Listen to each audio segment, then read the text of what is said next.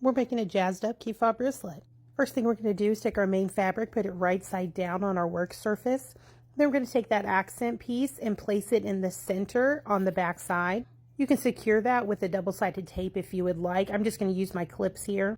With that excess fabric on the side, on each side you're going to fold that in half. You're going to take the raw edge and you're going to bump it right up against the raw edge of that accent fabric. Once you do that all the way down the first side, you're going to flip that folded fabric into the center of your accented fabric. And make sure you use as many clips as you need to make sure you get that secured and on there as best as you can. Now you can see I'm doing the exact same thing to the other side, and here's a close-up just to kind of give you a closer look at what I'm doing to match those raw edges up together. Once I get the raw edges of the accent and the outer fabric together, then I'm going to fold that folded edge in towards the center just like the other side.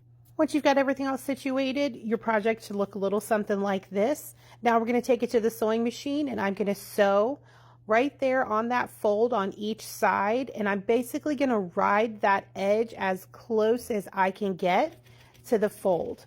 When at your sewing machine, pay close attention to your needle and ride that fold as best as you can all the way down both sides.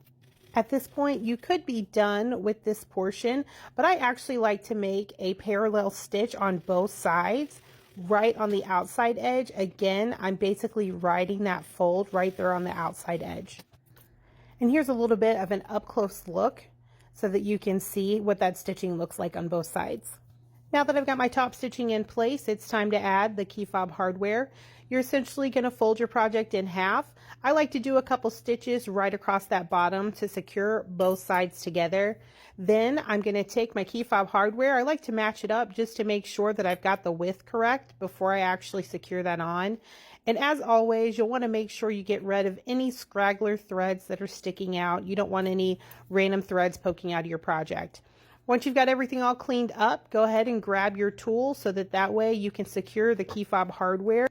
Be sure to check out our TikTok shop as this hardware is on sale right now. And there you have it. You've made a fancy key fob bracelet.